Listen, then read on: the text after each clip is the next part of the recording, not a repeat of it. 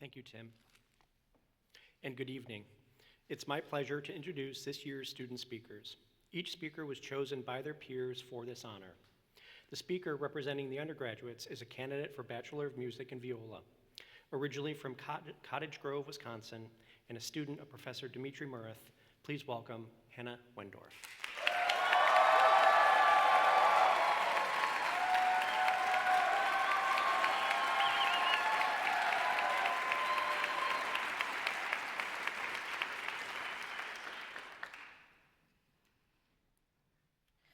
Good evening, Chairman Fu and the Board of Trustees, President Stahl, Dean Wright, distinguished guests, faculty members, staff, alumni, families, friends, and members of the SFCM graduating class of 2024. It is an honor to be standing before you as a representative of my fellow undergraduates. I was honestly surprised to learn that you all had selected me as your graduation speaker for a couple of reasons. The first is that I honestly never expected to be popular enough to win a student vote. I had a pretty hard time making friends for most of my childhood. I'm an only child, and I grew up in a neighborhood without any other kids my age. My babysitters were my grandparents, who taught me how to sew and play cribbage and feed cows. These were not exactly the best activities for bonding with others under the age of, say, 50. I don't want to discount how lucky I am to have received so much love during my upbringing. I am very deeply grateful for my family. They have taught me so much and given of themselves endlessly for me. Indeed, that endless giving, along with self-sufficiency and uncomplaining hard work, are values that they instilled in me. In many ways, these values set me up for success, but looking back, I realized that they also might have made me a little too independent. I had a hard time getting out of my own world and connecting with kids my age. This continued through my early teenage years. Then, my 7th grade orchestra teachers encouraged me to audition for an extracurricular youth orchestra. Shout out to Miss McCarty and Mr. Davick, who I believe is in the audience today. Yeah! Woo!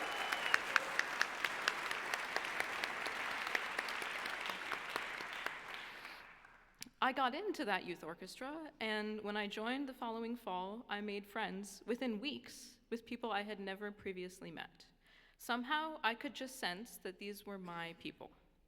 I began excitedly anticipating every Saturday when we rehearsed, because I knew that I would get to spend hours doing what I loved with people I clicked with. That feeling is what made me decide that I wanted to pursue a career in music. My fate was sealed when I attended my first big summer festival, the summer after my junior year of high school. The immediacy with which I connected to everyone was astounding. We became a giant group of best friends. That sense of joy and belonging was a really big turning point for me. I knew that I wanted to spend the rest of my life as part of a community like that. My pursuit of that special togetherness is what brought me to SFCM. Even on my audition day, there was something that stood out to me about the energy here. People greeted each other enthusiastically in the hallways and even approached auditionees like me with genuine warmth. That was a community that I knew I wanted to be part of. Just after the end of that audition season, everything suddenly came to a halt. That March, we were hit with a global pandemic and everyone isolated themselves. We were scared and uncertain and incurably alone. Honestly, by April, my senioritis was hitting pretty hard anyway, so I wasn't too upset about losing my last couple months of classes.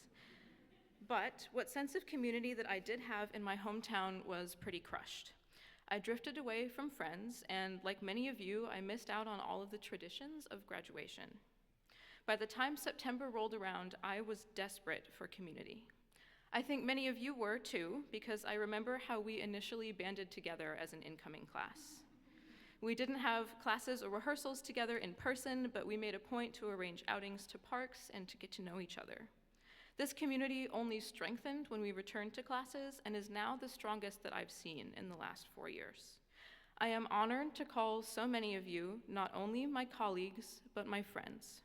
You all have taught me so much about musicianship and humanity and given me the irreplaceable gift of friendship, so thank you. The second reason that I was surprised to have been selected to give this speech is because I know that some of the other nominees had very impactful stories and viewpoints to share. I have been lucky enough to avoid direct personal experience with most of the issues in the world of classical music and academia. Because of this, I do not feel that I would be the best person to discuss any specific issues on which I lack an internal perspective.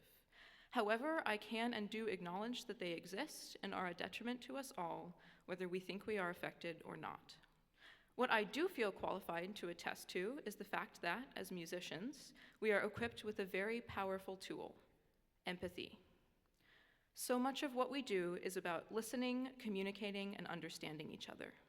When you play chamber music, in order to weave your accompaniment to best fit your colleague's melody, you must not only listen to them, but become so invested in their line that you can anticipate their phrasing.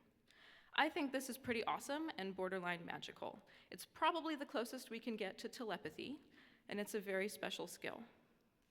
This empathy is what really drew me in about the music world and why I think I've found it easier to connect with musicians than anyone else. Because of this superpower, we are well equipped to not only notice things that we feel should be different, but also to really empathize with those who are negatively affected. The innate ability, and more importantly, the willingness to do this kind of interpersonal work is in each of us. I have already seen some of you create meaningful change both within and beyond our community. I have seen all of us expand our worldviews and consider new ideas. This gives me hope for the future. We all have important skills as people, not just technicians of our craft. As we all embark upon our futures, I implore you to nurture those skills the same way you practice your art. Your gifts must be shared and used for good. If apathy is the poison, then empathy is the antidote. No matter where you go from here, you will take that power with you. So, my friends, congratulations on all the ways you've grown. Keep your ears, eyes, and heart open, and then use your hands and your voice to make change. Thank you.